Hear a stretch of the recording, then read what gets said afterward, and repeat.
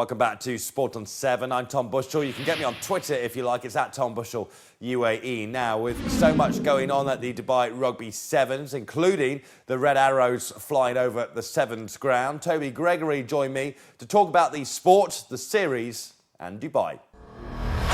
Well, the Emirates Dubai Rugby Sevens is always a fantastic event. Over 100,000 fans here once again this weekend, breaking records all over the place. Toby Gregory is with me, and a man who's covered rugby for many years. And this really is one of those rugby tournaments worldwide, whether it be Sevens, Women's, or indeed the 15s game, where everyone loves to come to. Indeed, it's actually a global advert for rugby, and primarily because obviously you've got all the pitch with the elite players on pitch one there, but also you've got 213 different teams that have flown in from all over the world, social sides, the likes that just play on a Saturday afternoon in a scratch game. So they're all here playing with the professionals. It's the only place in the world you get that. Absolutely, of course. We're filming this on Saturday afternoon, still the finals to come later on tonight. But who's impressed you so far over the weekend? The Kiwis, of course, New Zealand winning all of their pool games yesterday. They look in great form. England as well, despite that loss against Fiji, looking very good as well. England are under new management, and it's certainly showing. They've been incredibly fit, destroyed all their opponents so far, but my money has to be on South Africa. They're an awesome outfit, and I think they'll go all the way. Absolutely. In terms of the Sevens game as well, it's not so much a feeder for the 15s anymore, is it? Because Sevens is now an Olympic sport, as it will become Rio 2016. This is very much a sport that players want to commit to now. I think we've seen a transition, and that transition has gone from Sevens being part of the elite player partway to a situation where now it's a specialist sport. You will not get 15 specialists coming into the Sevens game anymore. It just won't work for them. Absolutely, and you can see on the screen behind us, it's not a screen, is it? A board behind us, all of the Sevens events that happen worldwide. Dubai, of course, is number 2 on that list. And there are the Red Arrows that just fly over us. That is the Red Arrows for you, of course. They've been in the Middle East for a while, doing the Dubai Air Show last week and the Al Ain Air Show, of course, which is ongoing as well. The Red Arrows for you there. Fantastic to see them here.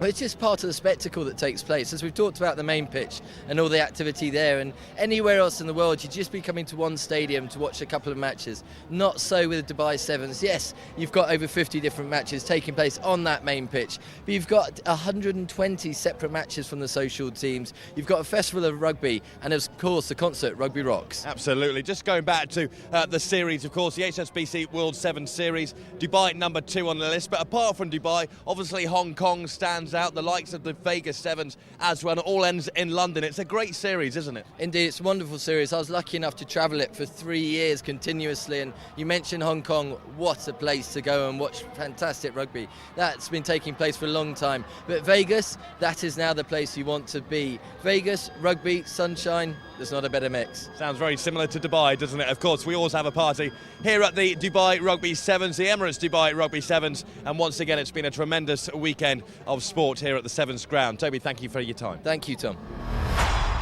Toby Gregory there, who knows a thing or two about rugby, and of course we must say congratulations to Fiji, who went on to win for the first time the Emirates Dubai Rugby Sevens. Now that's almost it for Sport on 7. First though, I have caught up with David Coulthard, who was in Dubai last week for a speaking event. The former Formula 1 driver spoke to me about the season that's just been and what we can hopefully look forward to next time out as well.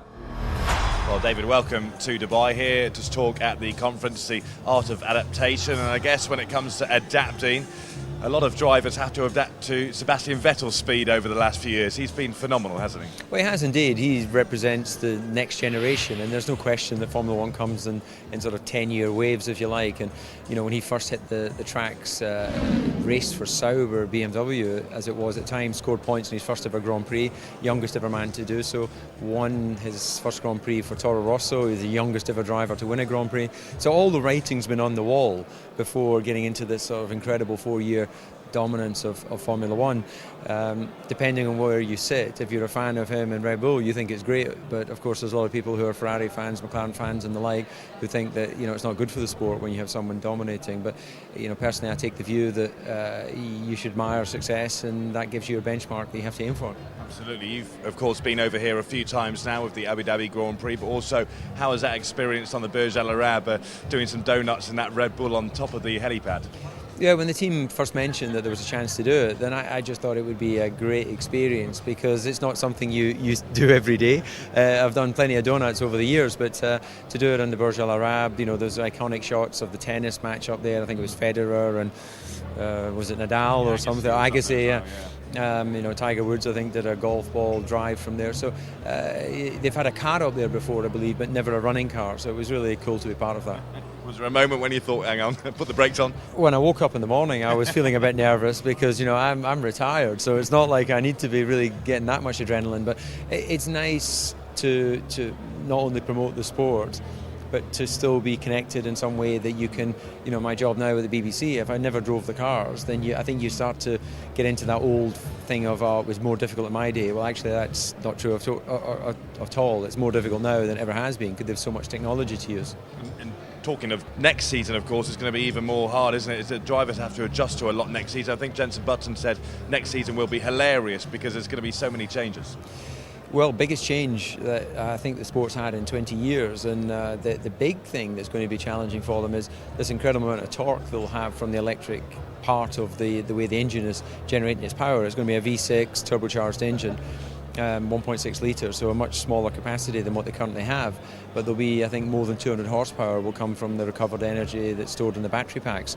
So how that gets deployed so you don't spin up the rear tyres or eat the tyres, we know the Pirellis are quite sensitive, is going to be, I think, really interesting to see, because if you get a car that's got a lot of rear grip, you'll use all that power to accelerate the mass as quickly as possible. So the compromise will be that then you might not have any front grip. So you might see some quite radical changes in the cars. Mark Webber, of course, his final F1 race in Brazil at the weekend. What a phenomenal season and also career he's had in F1. He'll be a loss, won't he? He will. His personality is something that will be the biggest loss. There's lots of good drivers out there. He was clearly an exceptional one. But he was very outspoken, not in a negative way. He was just frank in his views. And I think that, the sport needs characters. They'll miss him being there. But he had a great career, won some of the big races, and he's off to sports cars. Absolutely. Of course, talking of next season as well, will you see those changes making it a closer race? Do you think it will be more of a level playing field and Sebastian Vettel and Red Bull can be pegged back in any way? There's a lot of regulation changes to the aerodynamics. Wings are narrower, nose is lower, rear wings have some changes. You're not allowed to blow the exhausts to generate downforce. I still think that Red Bull will be as positioned as anyone else to exploit that side of it. This is, for me, more about Renault, Mercedes, Ferrari. Who is really going to get best way of utilising the energy recovery systems. I believe you can have two turbos if you want, you can have one bigger turbo. So there's quite a lot of flexibility for the manufacturer. Someone's going to get it right and someone's going to be struggling initially. In terms of the new season as well, more races on the calendar. A lot's been said of the new circuits like Abu Dhabi and Singapore. They bring such a buzz to the calendar, but in terms of the older circuits with the history, Spa, Monza, do you see a nice blend in that calendar now? I think that the purists will always want to sort of be going back to the classic Grand Prix tracks, but I think that in an evolving world you have to move with the times, and I'm sure if we went back 40, 50 years, there was probably tracks that were used then that people couldn't imagine not being on the calendar, which have just been swallowed up into development. But I think that you have to move with the markets. Formula One's a global sport. Middle East wanted us to come here, so we've got two Grand Prix with Abu Dhabi and Bahrain. We're going to Sochi in Russia next year. You have to go where the demand is, and I think that as long as the tracks generate good racing and it's entertaining for the fans around the world, then Formula One will be safe and secure. Of course, a lot of talk about F1 testing coming to this part of the world as well. The Middle East seem to really want to own F1, don't they? There's a lot of passion for motorsport as well. I think there's a lot of incredible cars here. There's obviously a lot of local wealth, exotic cars, the conditions to drive them. So I think that, with the weather patterns as well, it's as convenient a place as you can get to Europe, where you're going to get sort of stable weather. So I believe there will be some testing here before the first race next year. Fantastic. David, thanks for your time. Thank you.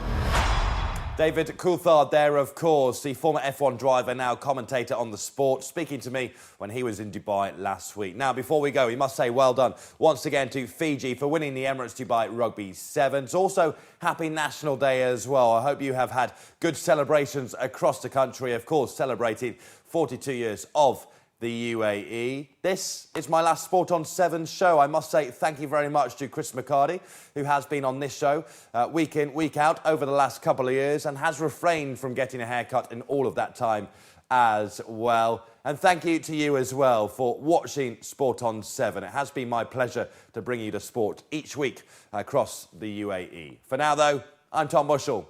Goodbye.